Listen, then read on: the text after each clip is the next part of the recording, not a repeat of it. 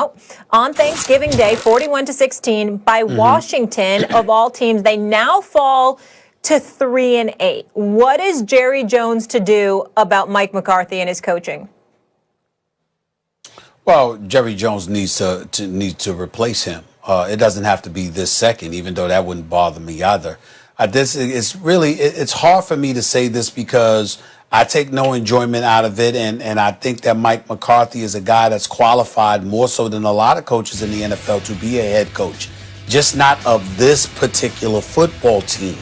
When you have a situation where Jerry Jones is encouraging you to keep the offensive coordinator, who hasn't been bad, but some of the decisions have been questionable. Even last year when Ezekiel Elliott wasn't getting the ball and Amari Cooper was taking out of key plays in the game and he's on the sideline, et cetera, that's problematic. But I recall yesterday, Ezekiel Elliott asked out of a play. It was like third or fourth and inches, and he asked out of a play. There was another sequence where they had a fourth down scenario, and Mike McCarthy calls a pass play instead of a running play. I thought Tony Pollard could run the football, utilize him. That didn't happen. We see Gallup and Amari Cooper and CeeDee Lamb. CeeDee Lamb dropping the pass, that's not the coaching. That's on CeeDee Lamb. We get all of that. But that fake punt is on the coaches.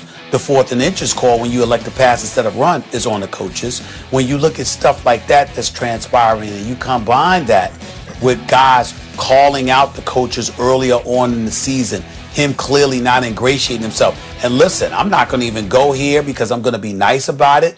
But as a black dude, with you reportedly bringing in watermelons to crush them just a week ago to give an indication of how a defense should play, and that's your methodology in order to encourage brothers to show up and play with a bit more fervor and energy for you, that's a huge question mark. But I won't go there today. I'm going to be nice. In the end, what it comes down to is that you look at Mike McCarthy, and what we keep ignoring is that the NFL is not just about X's and O's, because the coaches are bright enough to know what the others are doing.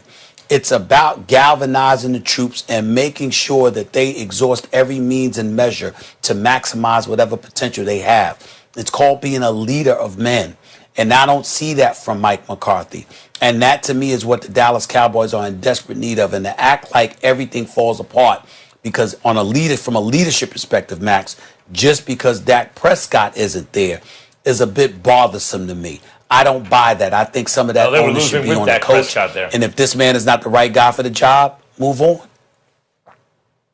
They were 8-8 with Dak Prescott last year and more of their offense. They were 8-8 with Dak Prescott last year and more of their offensive line, and they were losing with Dak Prescott early in the season, right? I mean, I'll say this. I wouldn't have hired Mike McCarthy. I thought it was a bad hire. But just like I said when it came to benching Carson Wentz, they needed to do it 3 weeks ago, hold him accountable. At this point, what difference does it make? I think it's already a lost cause. The more I think about it, so what? Let's say he lets Mike McCarthy go. You think Jerry Jones is going to hire the right coach this time? Or is he going to hire someone else who, once again, won't take headlines away from Jerry Jones, attention away from Jerry Jones in the event that they do win? Meaning he will limit the pool of coaches he will choose from. And he will probably limit it to the less effective coaches, not to the young, charismatic coaches who might get, or even the more established coaches who might get credit for winning.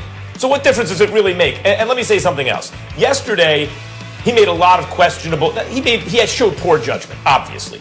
From your own 24 on fourth down, like, what are you doing? And it's a trick play, okay, fine. You have your $90 million running back. You're on 4th and 1. You give him the ball, maybe. Try a quarterback sneak at times instead of a passing play. With CeeDee Lamb. Didn't make any sense, right? Like a bunch of things didn't make sense. However, that's bad judgment. It's a bad day. It's a short week. It's Thanksgiving. All coaches tried trick plays yesterday. Some of them worked. Some of them didn't. He showed the worst judgment. Stephen A., I think there's something more important, though, and this is the reason I won't say let him go right now. I agreed with you about a month ago, but then I saw something happen. They came ready to play against the Eagles. They scored on the first possession. They lost the game because they weren't really good yet, and they're still not that good. They gave the Steelers a very tough game. I thought, that team is starting to look like a well-coached team to me, right? And then they beat the Vikings. The Vikings were on a streak. Like the Vikings had just cleaned out the NFC North. They beat every team in the NFC North in consecutive games. That includes the Packers and that Bears defense, right? That's the team the Cowboys beat. So the fact that he shows poor judgment when he's kind of desperate, don't forget, Both tackles went out early. And Zach Martin shouldn't even be a tackle. He's a tackle because Tyron Smith and Lyle Collins are both lost for the season. And then you lose what's his name, Cameron Irving, and who was from that high draft pick from the Browns from like 5 years ago, right? And Zach Martin, who's actually very good but playing out of position. They have no offensive line. So on a day where a lot of guys try trick plays because it's a short week, it's Thanksgiving, when he knows he's outgunned, he understands all that, and he knows now I don't even have my backup offensive line. It's bad judgment. But I've seen more important things than bad judgment in terms of play calling. I saw a coach who started to get his team motivated to play. So I'm willing to look a little more this season to see what happens before I say get rid of the guy. That's fine. That's fair, Max Kellerman, and I can't knock you for that. What I would say in response to that is then we don't really need to rave that much about Mike Tomlin, do we? Mike Tomlin hasn't had a losing season. Mike Tomlin went 8-8 with a third-string quarterback, and we raved about that. Now, obviously, we know how excellent he is, how exceptional he is, and we know it was absolutely ludicrous for people alluding to him being on a hot seat a couple of years ago. But last year, he played with third and fourth-string quarterbacks. What you're telling me about Mike McCarthy is that things have to be ideal, and what I'm saying to you is that we've seen guys be given chances and have performed their duties with less than ideal circumstances. So if I was seeing that from Mike McCarthy, I would feel different too.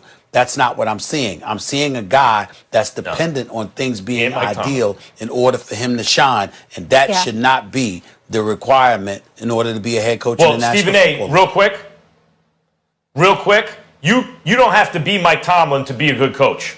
Right, or to have a job as a coach. Mike Tomlin is a future Hall of Fame coach. Mike Tomlin is an all-time great coach. So, I praised Ron Rivera. He ain't Mike Tomlin, but he's a good coach, right? And Mike McCarthy at this moment ain't Ron Rivera either, but maybe he's good enough to coach the Cowboys. I want to see the rest of this year.